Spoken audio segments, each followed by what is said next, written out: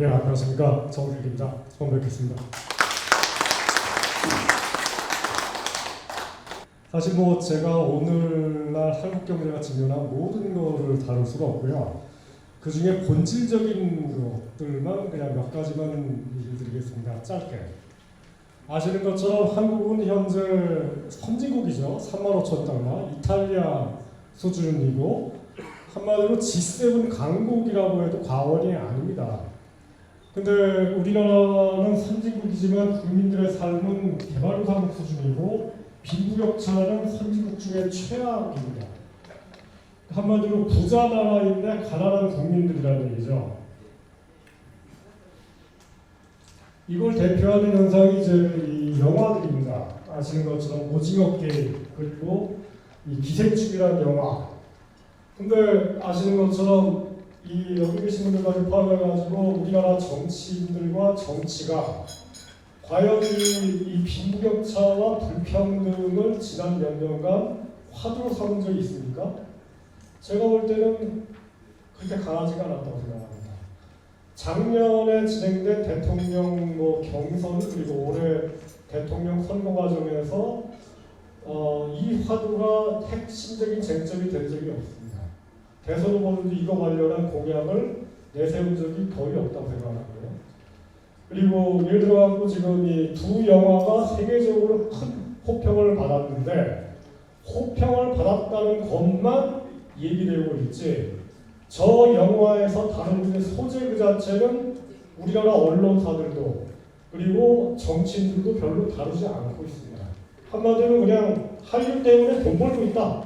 선진국이다. 이 얘기만 하고 있지 저 영화에서 다뤄지는 그 이야기 내용이 얼마나 국제적으로 한마디로 쪽팔리는 얘기인지는 얘기를 하지 않고 있습니다. 오징어 게임을 얘기하자면은 오징어 게임의 화두는 굉장히 공정한 게임에서 탈락한 사람들이 죽어가는 얘기입니다. 핵심은 공정입니다, 제가 볼 때. 근데 아시는 것처럼 이 윤석열 대통령이 당선된 화두 중에 하나가 공정이죠. 그리고 작년에 대통령 후보를 하셨던 이재명 후보가 지난 몇 년간 이야기했던 화두가 바로 공정입니다. 근데 공정이 과연 우리나라 사회를 살려줄까요? 아니라고 생각합니다. 공정이라는 것은 경쟁의 규칙만 얘기를 할 뿐이지 이 경쟁에서 탈락한 사람들을 어떻게 구제할 건지에 대한 얘기는 공정이란 가치가 아예 없습니다. 이거랑 연관되는 게 저는 이 철학적인 배경이 있다고 생각합니다. 바로 고전적 자유주의와 신자유주의인데 이 얘기를 왜냐하면은 여기 나온 이 두 사람 중에서 왼쪽 사람이 밀턴 프리드만이고요. 오른쪽 사람이 아담 스미스입니다. 그러니까 지난 경제학자들하고 얘기를 해보면 우리나라에서 민주당 인근에 있는 이 진보 경제학자들은 본인들의 사상의 원체를 아담 스미스라고 얘기합니다. 그게 뭐냐면은 본인들을 고전적 자유주의 경제 사상에 뿌리박고 있다고 얘기를 하는 겁니다. 거기에 비해서 이 보수 쪽에 있는 분들은 자기들의 사상적 원천을 밀턴 프리드만 쪽에서 얘기하고 있습니다. 그래서 우리나라의 진보 쪽 분들은 한마디로 고전적 자유주의에 기반한 경제 정책을 지난 30년 동안 이야기하고 펼쳐왔고 그리고 지금도 마찬가지로 생각합니다. 그리고 이 보수 쪽 자유주의는 신자유주의라고 얘기하고 있는데 양자는 사실 차이가 있다고 얘기를 하지만 공통점이 많습니다. 뭐냐면은 탈국가, 친시장이고요. 양쪽 다 탈박정희, 탈계획경제입니다. 계획경제라든가 국가주도라든가 이런 것들을 굉장히 싫어하고 여기로부터 도망치고 싶어하는 사상이 바로 고전적 자유주의와 신자유주의입니다. 다만 이 진보 쪽에서 경우에는 대기업과 재벌은 좀 뭔가 뒤로 빼자. 거기에 비해서 보수 쪽은 대기업과 재벌이 뭐가 문제냐 이런 정도의 차이가 있다고 얘기를 합니다. 그래서 둘 다 시장주의자들인데 다만 진보는 공정시장주의자이고 보수는 자유시장주의자라고 얘기할 뿐입니다. 그래서 이런 의문을 제기하는 건데 과연 우리나라의 경제민주화와 민주화가 지난 30년 동안 진행되는 과정에서 우리가 탈박정희 얘기를 많이 했는데 여야 마찬가지였고요. 근데 과연 그게 반드시 탈국가 친시장이어야 했는가라는 겁니다. 그거랑 연관되는 게 여러분들 아시는 것처럼 우리나라가 이미 국민소득이 35,000달러고 여기 이제 일본과 한국의 차이인데 아시는 것처럼 일본이 2012년에 국민소득이 한 5만 달러까지 올라갔다가 지금 작년 기준으로 3만 9천 달러인데 올해 한 3만 6천 달러로 떨어질 거라고 예상합니다. 왜냐하면 엔화 가치가 떨어지기 때문에. 그러면 올해 말 정도가 되면은 한국과 일본이 1인당 국민소득이 거의 똑같아진다고 예상합니다. 물론 이제 여러 가지 변수가 있지만, 저는 이거는 역사적인 사건이라고 생각합니다. 우리나라가 일본보다 더 내년부터 더 부유해진다? 우리가 꿈도 못 꿨더니 여러분들이 아마 어렸을 때 그리고 대학 다닐 때 한 번도 우리 생애에 달성되지라고 생각지도 않았던 그런 엄청난 사건이라고 생각합니다. 한일 간에 이미 임금 격차가 나오고 있습니다. 아시는 것처럼 대기업이 임금 경우에는 일본이 우리나라 절반 수준밖에 안 됩니다. 그리고 이 중소기업의 경우에도 우리나라가 일본보다 이미 이 월급이 높습니다. 지금 일본도 이미 다 얘기하고 있는 겁니다. 우리가 더 잘 삽니다. 지금. 근데 더 빈부격차가 더 심하죠. 이거랑 연관되는 게 저는 또 다른 자유주의입니다. 새 자유주의라고 합니다. 뉴 리버럴리즘이라고 해요. 이거를 앞장섰던 사람이 바로 청년 처칠입니다. 여기 오른쪽에 있는 인물인데요. 1906년에 영국의 자유당이 집권합니다. 이걸 이끌었던 사람이 로이드 조지라는 사람, 왼쪽 인물인데 이 두 사람이 영국 역사상 처음으로 복지국가 정책을 도입하고요. 산업민주주의를 도입하고요. 산업민주주의라는 게 노동권입니다. 노동조합권을 도입을 하고요. 그리고 부자생세를 향한 움직임이 처음으로 영국에서 시작이 됩니다. 이거를 새자유주의. 왜 새자유주의냐? 왜 새냐? 기존의 고전적 자유주의는 이런 얘기를 한 적이 없거든요. 굶어 죽건 실업자가 되건 간에 국가는 아무것도 하지 않겠다. 자유마음입니다. 자기 책임이다. 이게 바로 자유주의 사상의 핵심인데 이래다가는 이 사회주의 세력에게 우리가 정권을 잃어버리거나 아니면은 혁명이 일어나서 체제가 뒤집히겠다라는 위협을 느끼면서 새자유주의가 나타나는 겁니다. 또 새자유주의는 결국은 빈곤과 실직에 대해서 국가와 정치가 책임을 져야 된다는 겁니다. 개인의 책임이 아니라 국가가 책임져야 된다는 거고요. 국가는 결국은 공정한 경쟁 질서, 이른바 공정성만 가지고는 책임이 다할 수 없다는 겁니다. 최저임금을 도입하고 그리고 이 사회복지를 확대하자 이런 얘기들이 다 이때부터 세계 역사에서 처음 시작이 된 겁니다. 결국은 이제 복지국가와 산업민주주의를 얘기를 한 거죠. 이거랑 연관되는 게 이제 요즘의 화두인 자유입니다. 자유가 과연 뭘까요? 자유는 여러 가지가 의미가 있는데 기존의 그 자유주의는 소극적 자유, 프라이버시의 자유라든가 재산권 침해로부터의 자유 이에 기반해 있는데 비해서 이 새로운 자유주의는 적극적 자유, 국가는 실직자와 배고픔으로부터 국민들을 자유롭게 해야 된다. 그래야지만이 자유로운 삶이 안정이 되는 거다. 라는 의미로 얘기했고 이거를 적극적 자유라고 합니다. 나중에 이제 20세기 사상가였던 이 자유주의 사상가였던 이사야 벌린이 이거를 체계화시키죠. 이런 이론들을. 근데 사실 이 적극적 자유라는 이 사상은 19세기까지만 하더라도 이른바 사회주의자들 말고는 적극적 자유주의 얘기를 한 적이 없습니다. 하지만 20세기의 새자유주의는 이 개념을 적극적으로 수용을 합니다.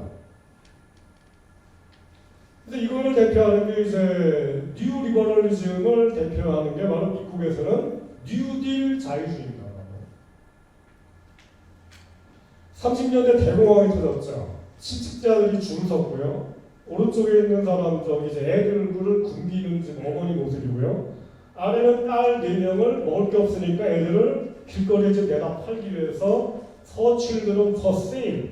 우리 딸들 4명 팔겠다. 사가세요. 이게 미국입니다. 인친매매가 일어나고 있는 겁니다. 30년대 중반의 모습이고요. 이게 이런 걸 보면서 이제 그 당시에 양식 있는 사람들 다 뭐라고 생각하냐면은 자본주의 시장 경제는 끝났다 라고 생각했습니다. 사실. 가령 헬렌 켈러 아시죠?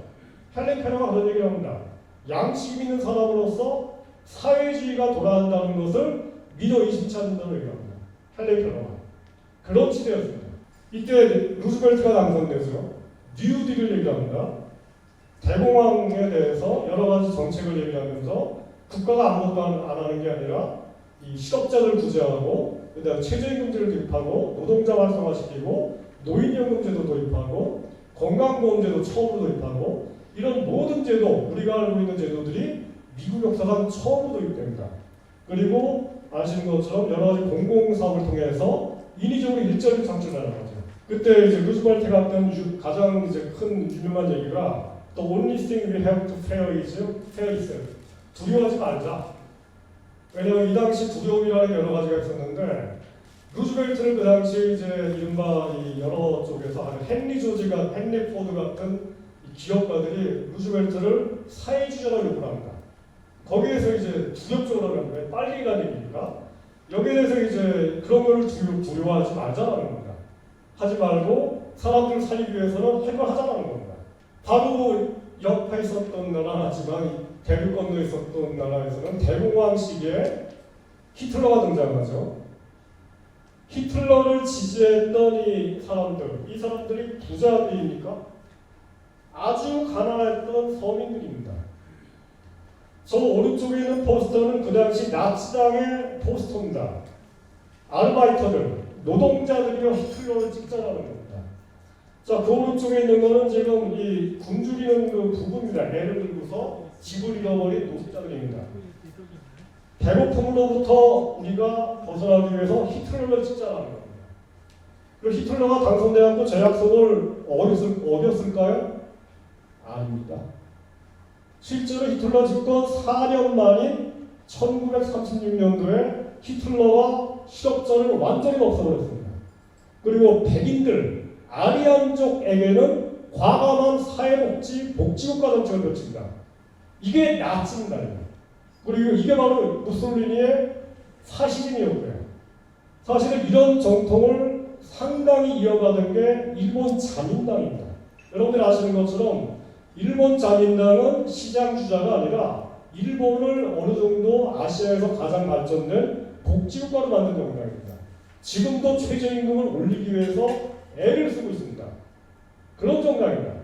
저렇기 때문에 독일 사람들이 이 히틀러 집권 초기만 하더라도 반신반의했다가 히틀러가 집권하고 나서 이 히틀러를 지지하지 않았던 사람들조차도 히틀러를 지지했고 적어도 아리안족에 속했던 사람들은 히틀러를 위해서 2차 전쟁 말까지 충성을 다했다는 겁니다. 문제는 전 체제를 유지하기 위해서 타인종들, 아리안족이 아닌 사람들은 노예로 삼고 짓밟았다는 거. 이게 바로 나치예요. 옆에 있었던 그 영국에서는 케인즈와 베버리지가 처칠 전시대각에 참가합니다. 이 두 사람 다 이 베버리지, 그 다음에 이제 처칠. 베버리지는 여러분들이 아시는 요람에서 무덤까지라고 하는 복지국가 정책을 만든 사람이고요. 케인즈는 이제 그것과 연관된 이 복지국가를 뒷받침해주는 그리고 전쟁을 뒷받침해주는 거시경제 정책을 만든 사람입니다. 이 두 사람 다 자유당 소속이었습니다. 영국 자유당, 자유주의자들이었고요. 새자유주의 이런 쪽이었습니다. 이분들 다 마찬가지로 이분들은 이제 주로 미국의 루즈벨트 대통령이 펼친 정책과 동일한 경제 정책을 영국에서 펼쳐야 한다라고 주장했던 사람입니다. 그리고 이 사람들의 그 사상이 루즈벨트 정부에 굉장히 큰 영향을 끼쳤고요. 자, 그래서 케인즈와 베버리지 같은 사상이 사실은 전쟁 이후에 1950년대부터 70년대, 80년대까지 우리 세계에서 큰 영향을 미쳐가지고 자본주의 전성기를 만들었다고 봅니다. 자, 이 당시에 그 세율을 보면은요, 여기 보시면은 이 개인소득세 최고 세율인데 가장 높았던 시기가 1940년대부터 70년대인데 그 중에 가장 높았던 나라가 영국입니다. 개인소득세 최고 세율이 무려 95% 이상까지 가는데 50년대부터 저건데 저 시기의 상당수가 영국 노동당이 아니라 영국 보수당 집권입니다. 영국 보수당이 무려 최고 세율을 95%까지 올렸습니다. 그럼 미국은 달랐을까요? 이거 바로 밑에 있는 그래프, 이 청색 그래프가 미국인데요. 이 1950년대, 60년대 미국도 90% 육박하거든요. 저 당시 미국 정부 대통령이 아이젠하워 공화당 대통령이었습니다. 보수였습니다. 그리고 민주당도 마찬가지였고요. 한마디로 얘기해서 민주당이 됐건 공화당이 됐건 미국의 경우에 영국 같은 경우에 노동당이 됐건 보수당이 됐건 간에 부자들 최고 중 엄청난 증세를 해가지고 복지국가를 하자. 라는 거에 대해서는 여야를 막는 거와 합의가 된 체제였다라는 겁니다. 그리고 그것만이 아니라 노동권 증진, 그다음 노동자 활성화, 이 공공임대주택 공급이라든가 아니면 자가주택 공급 같은 이런 정책들도 꾸준히 진행을 한 거고요. 우리나라 돌아와가지고 우리나라도 상당히 양상이 비슷합니다.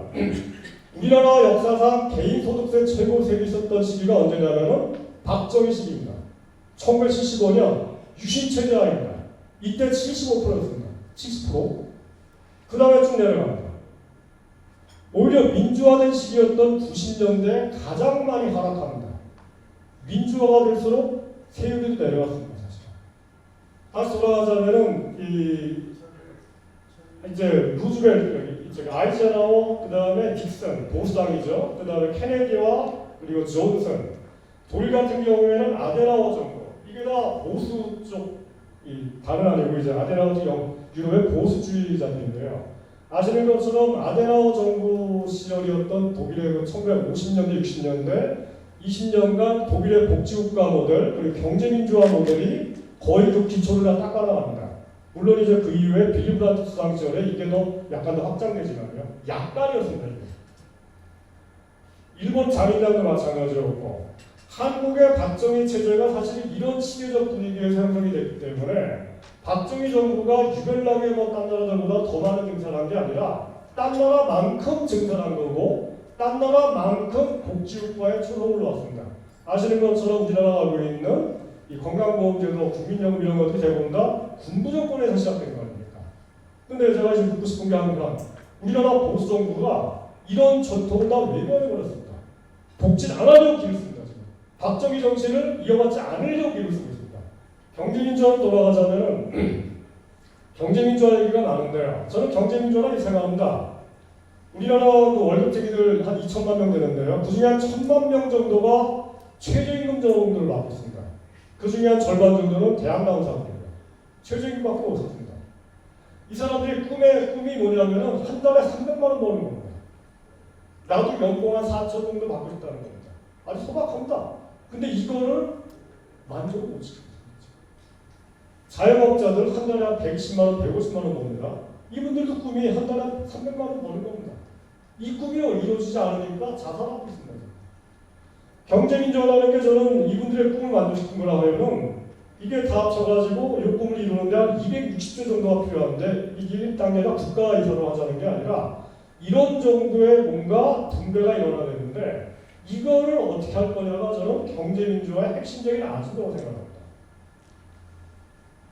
경제민주화가 뭐냐라고 했을 때 이 책이 이제 1928년도에 독일 베를린에서 나왔는데 저기 이제 비리스샤프트라는 게 독일말로 경제고 경제민주주의라는 책인데 이 나프탈이라는 분이고요. 사실은 이분이 100년 전에 얘기했던 이 경제민주화가 유럽에서 얘기되는 경제민주화의 이게 바이블입니다. 이 책이. 그리고 김종인 선생님, 우리나라의 경제민주화 얘기하는 분, 그분이 참고한 책이 바로 이런 책들입니다. 근데 이분이 얘기하는 게 제가 얘기하는 거랑 거의 똑같습니다. 경제민주화가 뭐냐라는 얘기를 했을 때. 근데 이런 분들이 어떤 분들인지에 대해서 한국에서 전혀 언급되지도 않고 있고 공부된 바도 없죠. 이분이 얘기하는 경제민주화라는 건 한마디로 복지국가와 공정한 노사질서라는 겁니다. 노사질서라는 거는 오늘날 독일처럼 직장 민주화가 적용돼 있고 한마디로 직장 가치가 없는 세상.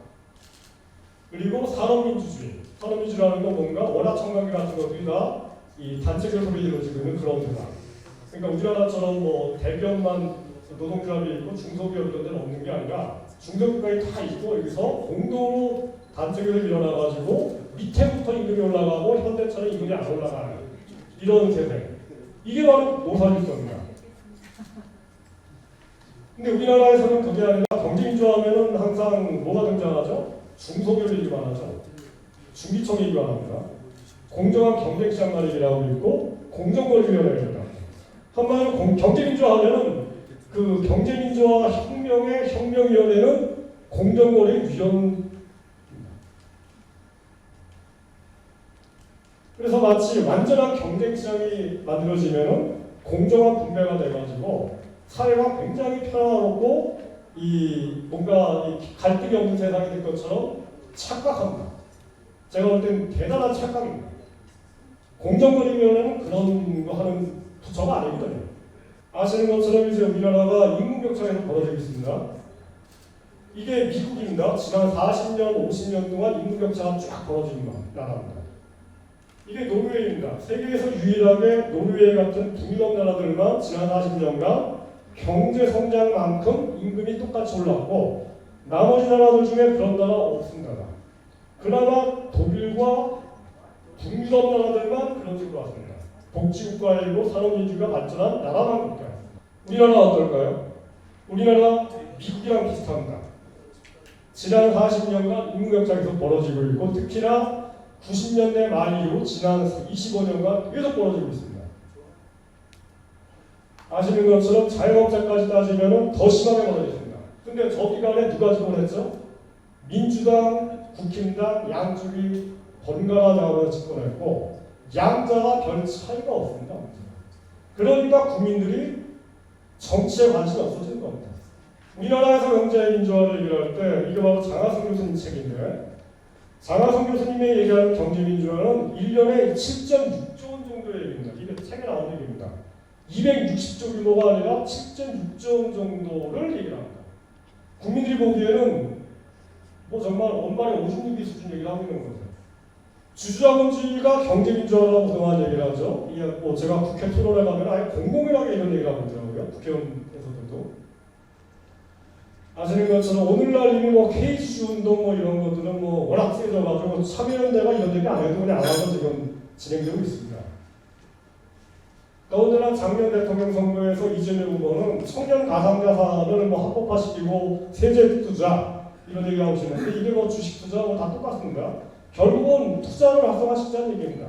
그래야지 경제가 민주화되고 그다음에 뭐 여러 가지 자산 축적도 되고 박용진 의원을 한 발 더 나가서 작년에 대선 후보로 나오셔가지고 우리나라 국민들 전체에게 1인당 5억 정도의 이 뭔가 주식과 이런 투자 자산을 형성화시켜서 한마디로 우리나라 국민들이 다 자산 계급화 시키겠다라는 걸 공약을 드렸습니다.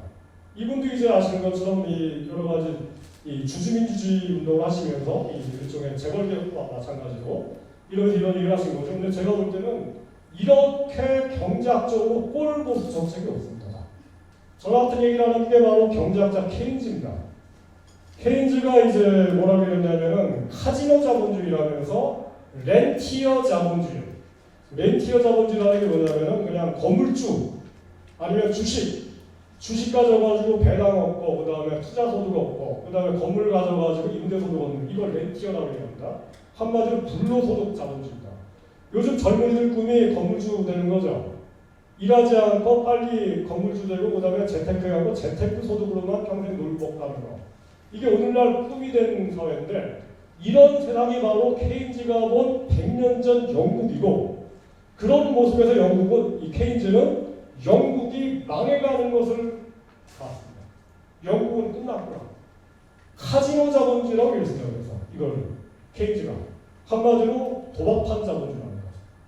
도박을 열심히 하면 그 나라의 부와 기술이 발전하고 경제가 성장하나요? 전혀 아니죠. 근데 우리나라는 국가가 정치가 나서서 이거를 조장하면서 더군다나 이거를 경제민주화로 칭찬합니다.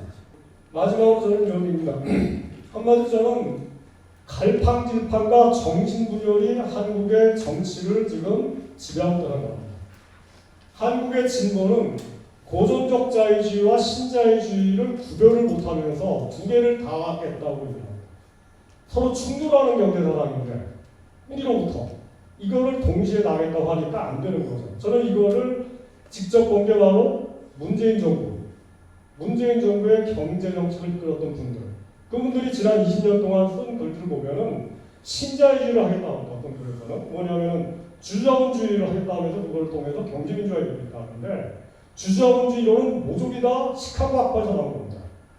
그걸 통해서 경제를 민주화하겠다는 거 말이야? 앞뒤가 하면 정신분열입니다. 제가 이런 것들.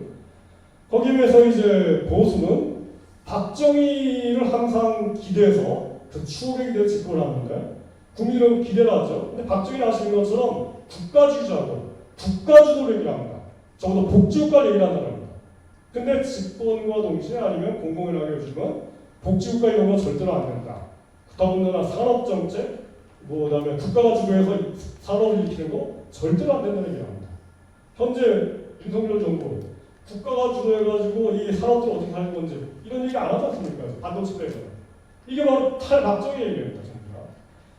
그런 점에서 저는 이 정신분열이다. 국가주의와 시장주의 사이에서 이 좌충돌하고 있고 진보도 마찬가지로 고전적 자유주의가 사실은 신자유와 거의 똑같은 사상인데요. 이것과 세자유주의, 케인즈 사상 사이에서 왔다 갔다 하면서 이 일종의 정신분열에 빠져 있고 이거를 국민들이 무의식적으로 느끼고 있다. 도대체 뭘 하겠다는 정당들인 건지 모르겠다는 거죠. 마지막으로 제가 얘기하는 건 요건데요. 미국의 트럼프와 프랑스의 르펜입니다. 미국의 트럼프와 르펜이 같은 것 같으면서 다릅니다. 둘 다 인종주의자고 백인 우월주의자이고 우리 같은 아시아인들 깔보는 사람들입니다. 근데 양자는 굉장히 큰 차이가 있습니다. 유럽의 이 르펜 같은 사람들은 독지국가론자입니다. 아까 얘기했던 그 히틀러의 후계자입니다. 아리안족들, 프랑스 오리지널들에게는 복지권을 해야 되고 부자를 태도해야 되고 그러기 위해서도 유럽 공동체 EU에서 탈퇴하자는 겁니다. 왜? 민족 국가를 부활시켜야 되니까. 그러기 위해서 탈세계화주의입니다. 거기 위해서 미국의 트럼프는 신자유주의 모순다. 구보수가 아니라 뉴라이트, 신보수죠. 여기는 복지국가 이런 얘기 안 한다. 부자를 얘기도 안 해요. 그렇기 때문에 트럼프를 찍었던 이 가난한 백인들이 실망해서 바이든을 찍어버린 거죠. 근데 우리나라의 보수는 그럼 이 둘 중에 누구를 뽑아가고 있을까요? 트럼프 쪽이죠. 그렇기 때문에 저는 집권하자마자 지금 지지율이 확 떨어진단 말입니다. 서민들을 위한 일을 거의 안 하고 있다. 저는 이게 논리적으로 당연한 거라고 생각합니다. 근데 아무튼 간에 저는 이 우리나라의 이 보수와 진보 양쪽이다. 뭔가 하여튼 이게 미래의 지향성과 그리고 이런 거에 대해서 지금 방향상실에 걸려 있고 이거는 저는 정치인들만의 문제가 아니라 사상과 여론을 다루는 오피니언 리더들, 그 다음에 경제학자들 여기까지 확장되는 이 큰 문제라고 생각합니다. 이상 마치겠습니다. 고맙습니다.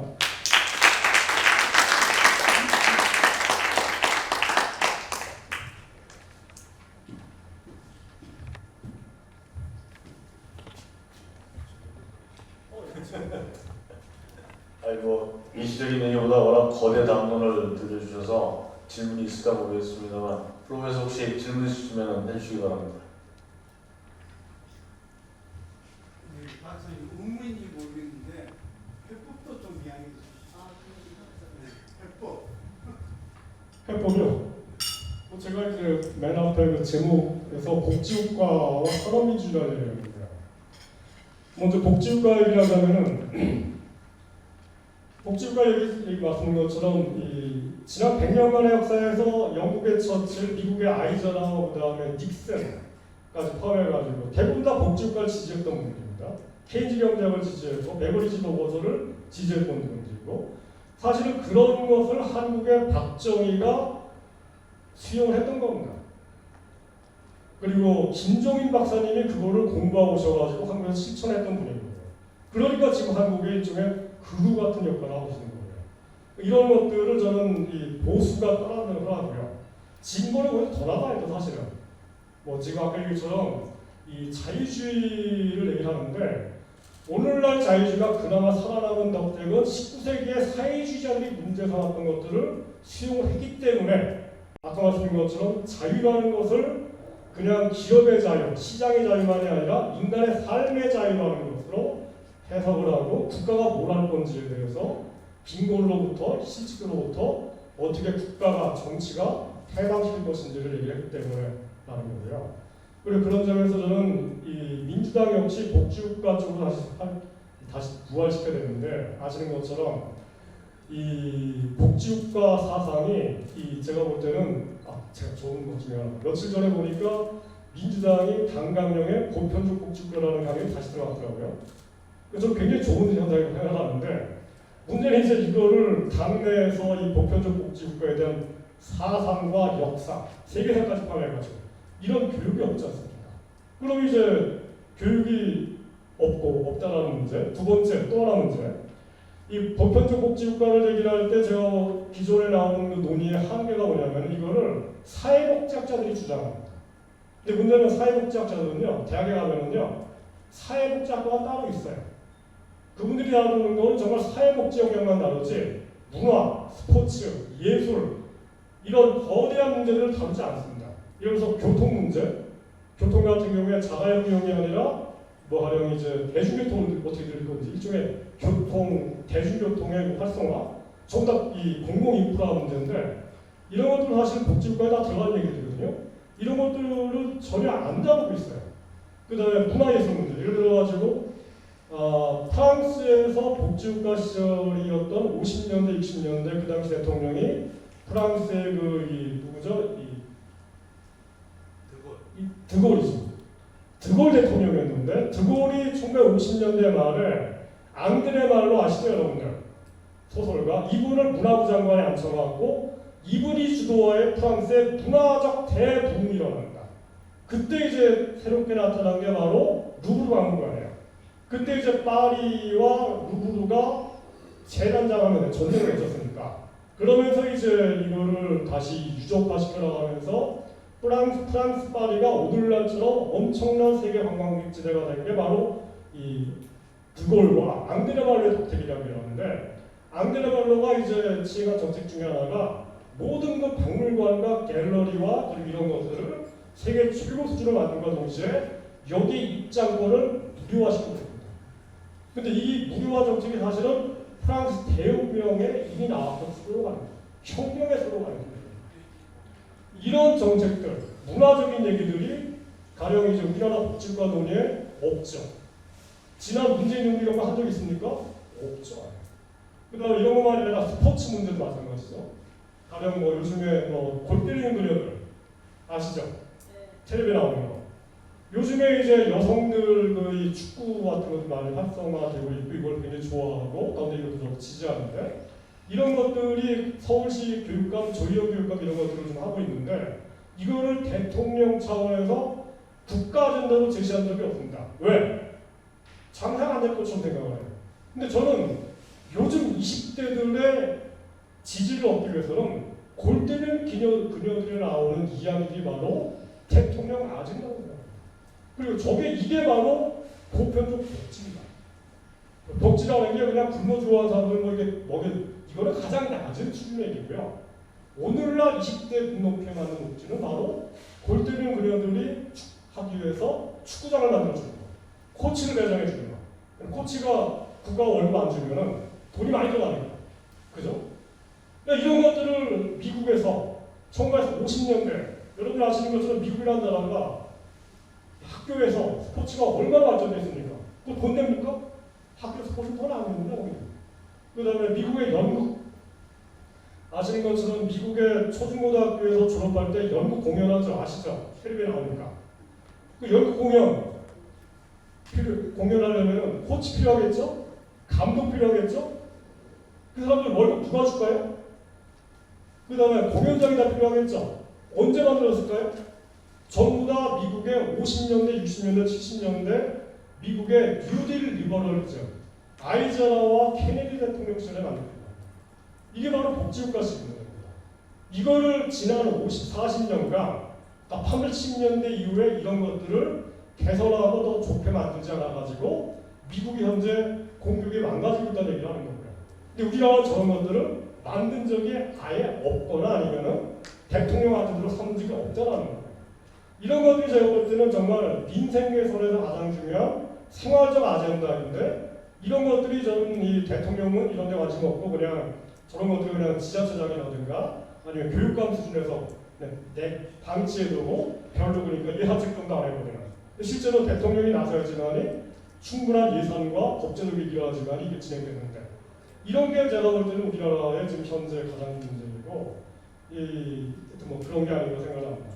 그리고 산업민주라는 거는 아까 제가 얘기한 것처럼 이제 거의 기존의 경제민주화가 뭔가 이 사상적으로 저는 이 세계 보편적인 얘기랑 너무 동떨어진 얘기라 가지고 이 문제가 심각하다는 그런 점에서 저는 이 복지국가 그리고 경제민주화에 관한 이 세계 보편적 이야기들을 이제는 제대로 좀 이야기하고 해나가자.